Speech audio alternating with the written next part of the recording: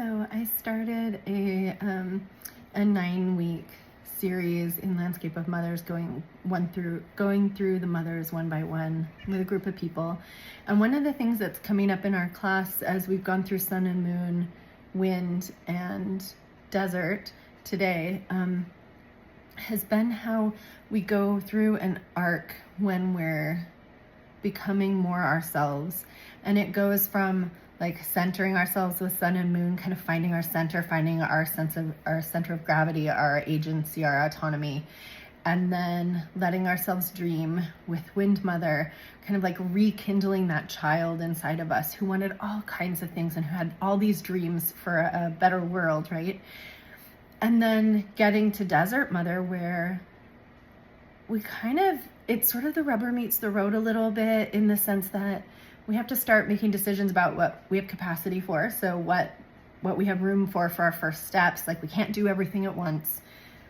All of our work is incremental and iterative. And so how do we start with those pieces to this better world that we're dreaming of?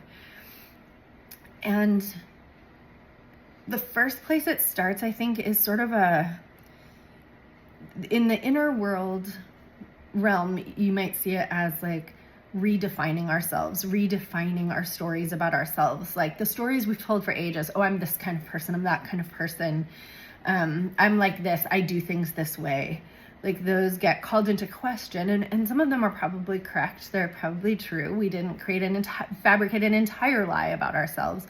And yet this invitation between Wind Mother and the dream, and what it's going to take to get to that dream, and also then the stories that are kind of like holding us back, like the things we think are true that might not actually be true, or might not be true anymore because we've grown.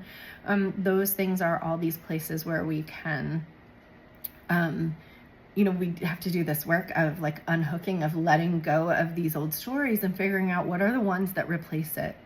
Like, if I thought that I was impatient all of my life, and then somehow I've, like through parenting, I've learned a lot of patience.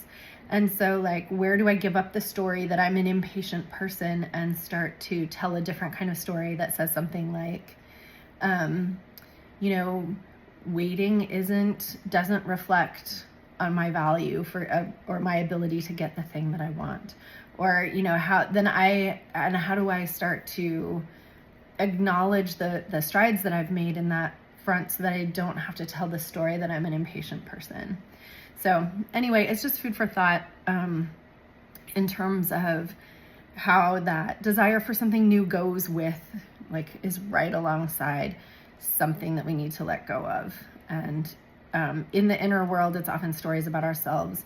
In the outer world, which there's a lot going on there too right now, it might be, how do we think the world works, that we might need to reconsider or to reorganize? Like, is that belief about how the world works really, is it holding us back? And how true is that? Like, or is there another way to describe what's going on there that leaves us more room for change? All right, thoughts of the day. Thanks.